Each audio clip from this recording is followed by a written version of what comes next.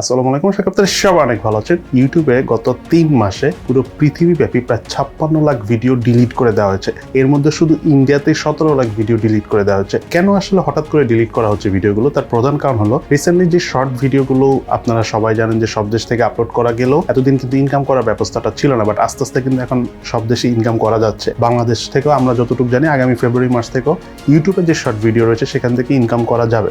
So যখনই ইনকামের ব্যাপারটা আসে তখন আসলে ভিডিওগুলো কি মানে ধার্মিক দিক থেকে বা পলিটিক্যাল দিক থেকে বা মানে আদার্স সব কিছু মিলিয়ে কোনো ঝামেলা আছে কিনা এটা কিন্তু তখন চেক করা হয়। কারণ যারা অ্যাডভার্টাইজার রয়েছে, ভিডিওর মধ্যে যারা অ্যাড দেয় তারা কিন্তু এগুলো দেখে যে কোন ভিডিওতে অ্যাড দিলে তার প্রোডাক্ট সেল হবে। সো তখন দেখা যায় যে অনেক ধরনের ভিডিও থাকে যেগুলো হতে পারে অনেক ভিউ হয়, অনেক পপুলার, বাট সেই ভিডিওতে দেখা যাচ্ছে যে কারোর সাথে সংঘর্ষমূলক, তখন কিন্তু সেই ভিডিওতে আর অ্যাড দেওয়া হয় না।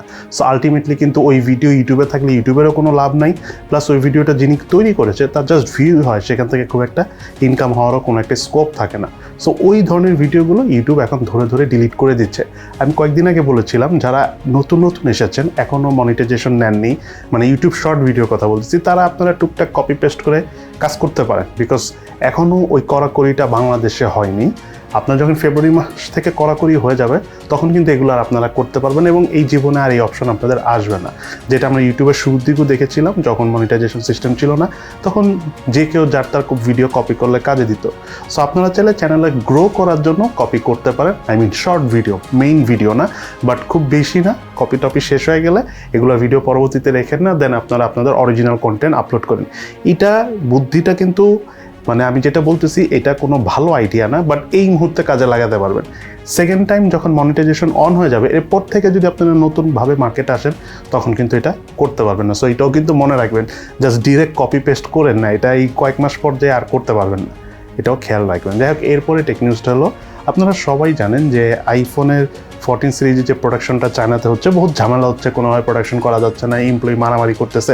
আই মিন ফ্যাক্টরিতে করোনা ভাইরাসের কারণে চায়নাতে বন্ধ, এই কারণে খুব একটা প্রোডাকশন যাচ্ছে না। তো ওভারঅল 20%-এর মতো প্রোডাকশন, মানে 20 মিলিয়ন প্রোডাকশন কম হবে, মানে 2 কোটি প্রোডাকশন আমরা কম দেখব। মোটামুটি তাদের 10 কোটি টার্গেট থাকে প্রতি বছর একটা ফোন সেল করার।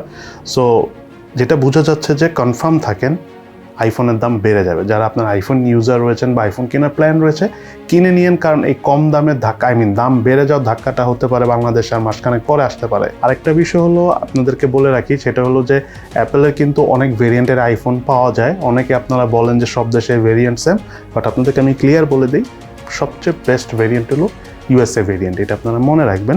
ইভেন বিলিভ না করলে আপনারা মার্কেটে একটু রিসার্চ করলে এটা জানতে পারবেন। যাই হোক, এরপরে নিউজটা হলো Xiaomi 13, যে ফোনটা আগামী ডিসেম্বর মাসের 1 তারিখে লঞ্চ হবে এবং Xiaomiর সবচাইতে প্রিমিয়াম ফোন।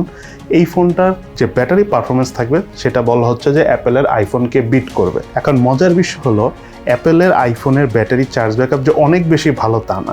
অ্যাপেলের ফোনটা যেহেতু ওভারঅল ভালো, একটু চার্জ কম ব্যাকআপ পেলেও মানুষের কোনো কমপ্লেন নেই, কারণ ওভারঅল এটার এক্সপিরিয়েন্স এতটাই ভালো যে ওই ব্যাটারি ইস্যুসটা, মানে ব্যাটারি যে চার্জ ব্যাকআপ দিচ্ছে এটাকে কেউ ইস্যু হিসাবে দেখে না।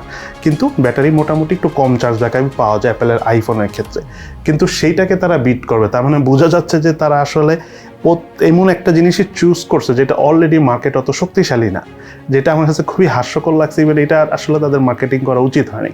যারা মোটামুটি টেকনোলজি বুঝে, যাদের আইফোন সম্বন্ধে আইডিয়া আছে, তারা কিন্তু বুঝে যাচ্ছে যে এখানে আইফোনের ব্যাটারি চার্জ এমনি কম থাকে, সো তাকে বিট করার তো কিছু নেই। Xiaomi এমনিতেও চার্জ ব্যাকআপ আইফোনের থেকে বেশি ভালো থাকে। তো এটা বলা মানে তাদের যেই Xiaomi 13 ফোনগুলো আসবে এটাতে ব্যাটারি হয়তো বা তারা কম দিবে, বাট চার্জ ব্যাকআপ কিছুটা আইফোনের থেকে বেশি পাওয়া যাবে, যেটা নর্মালি Xiaomi 10,000 টাকার ফোনেও আইফোনের থেকে বেশি চার্জ ব্যাকআপ পাওয়া যেত, এখন তার থেকেও কম ব্যাকআপ পাওয়া যাবে। বাট এইটাকে তারা ঢাকার জন্য বলে দিচ্ছে হলো আইফোনের থেকে বেশি চার্জ ব্যাকআপ পাওয়া যাবে। কি সুন্দর মার্কেটিং স্ট্র্যাটেজি, আসলে বাংলাদেশের শেখা উচিত। দেন এরপরে নিউজটা হলো টুইটার ইলন মাস্ক কিনে নিয়েছে, এটা আপনারা সবাই জানেন। এবং টুইটারের যে সেফটি ডিপার্টমেন্টে যারা হেড অফ অর্গানাইজেশনে যারা ছিল আর কি, যারা মেইন কর্মকর্তা বা মেইন যারা স্টাফ ছিল, তাদেরকে তো ইলন মাস্ক বের করে দিয়েছে বা তারা নিজেরা অনেকে রিজাইন নিয়ে চলে গিয়েছে। বাট রিজাইন নিয়ে চলে যাওয়ার আগে তারা কিছু কথা বলে গেছে, সেটা হলো ইলন মাস্কের হাতে টুইটার সেফ না। এবং তারা এটাও বলেছে যে ইলন মাস্ক যখন যেটা মন চায় সেটা করে। যেমন ডোনাল্ড ট্রাম্পকে আজে বাজে কিছু কার্যকলাপের জন্য ব্যান করে দেওয়া হয়েছিল, কিন্তু ইলন মাস্ক ডোনাল্ড ট্রাম্পকে নিয়ে এসেছে। এটা ঠিক আছে, নিজের দেশের মানুষ সে নিয়ে আসতে পারে, বাট যখন থেকে টুইটার সে নিয়েছে তার আগে যেসব গার্লফ্রেন্ড ছিল তারাও কিন্তু টুইটারের অ্যাকাউন্ট ইউজ করা বাদ দিয়ে দিয়েছে। মানে অনেকেই ধারণা করতেছে যে ইলন মাস্কের তো একটু ক্যারেক্টারিস্টিক্স প্রবলেমও আছে, বিভিন্ন সময় বিভিন্ন মেয়েদের প্রোফাইলও সে পার্সোনালি ঘাটাঘাটি করে, এটা কিন্তু অনেক জায়গায় এসেছে, এটা নিয়ে আমি ডিটেলসে কথা বলবো না। বাট মূল বিষয়টা হলো যদি এরকম কার্যকলাপ করে যেটা অনেকটা আনপ্রফেশনাল টাইপের, তাহলে আসলে যারা মানে টুইটার ইউজ করতেছেন তাদের জন্য আসলে ব্যাপারটা সেফ থাকবে না। এবং আমি আপনাদেরকে আগেও বলেছি যে মাইক্রোসফট এরকম অনেক ধরনের বিজনেস ইনভেস্ট করছে, বাট অলমোস্ট সব বিজনেসই লস। ইভেন নোকিয়াকে কিনেছে, সে ভালো ব্যবসাটাও নোকিয়ার হারায় গেছে। সো আমার কেন জানি এই টুইটারকেও তাই মনে হয় যে একটা ভালো অর্গানাইজেশন, ভালো প্রতিষ্ঠান ইলন মাস্ক হয়তো বা ডুবাই দিতে পারে। কারণ একটা জিনিস মনে রাখবেন, যে কোনো একটা বিজনেসম্যান যদি সাকসেসফুলও হয়ে থাকে তার মানে এই না যে সে অন্য আরও অনেক রকমের ব্যবসা করলেই সে সাকসেস হবে, এটা কিন্তু কোনো গ্যারান্টি নেই। তাই আমাদের আজকের দিনে সর্বশেষ টেক নিউজটা হলো বাংলাদেশ মার্কেটে ইনফিনিক্স হট 20s এই ফোনটা আসতে যাচ্ছে।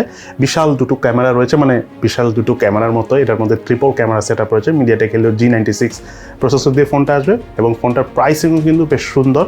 ফোনটা এখন পর্যন্ত ইউজ করে ওভারঅল যদি আমি ডিসপ্লের কথা বলি এবং ইউআই কথা বলি, যেহেতু ইনফিনিক্স বা টেকনো বা অনেক কম দামি ফোনগুলোতে ইউআইটা অনেক বড় একটা ইম্পর্টেন্ট বিষয়, তার পাশাপাশি ডিসপ্লের একটা ব্যাপার থাকে, ওই দুইটা জিনিস নিয়ে আমার কাছে কোনো প্রকার কমপ্লেন এখনও পাইনি। ওভারঅল বেশ ভালো লেগেছে। গেমস টেমস খেলতেছি, খুব একটা এখনও খেলি নেই, ফটোগ্রাফি টুকটাক করেছি, অত একটা করি নেই। সো একেবারে ডিটেলস আমি বলতে পারবো না এই মুহূর্তে। বাট এই ফোনটা আশা করি বাংলাদেশ মার্কেটে আগামী মাসের 10 তারিখ অর্থাৎ ডিসেম্বর মাসের 10 তারিখে লঞ্চ হওয়ার চান্স রয়েছে। যদি 10 তারিখে লঞ্চ হয় তাহলে সেই 10 তারিখে ইনফিনিক্স হট 20s অর্থাৎ এই ফোনটার ফুল রিভিউ ভিডিও আমরা নিয়ে আসার চেষ্টা করবো। তবে ফোনটার প্রাইস অ্যারাউন্ড 20,000 টাকার আশেপাশেই থাকবে। সো এই হলো আমাদের আজকের ভিডিও। সবাই ভালো থাকেন, সুস্থ থাকেন, ইনশাআল্লাহ দেখা হবে ফিউচারে।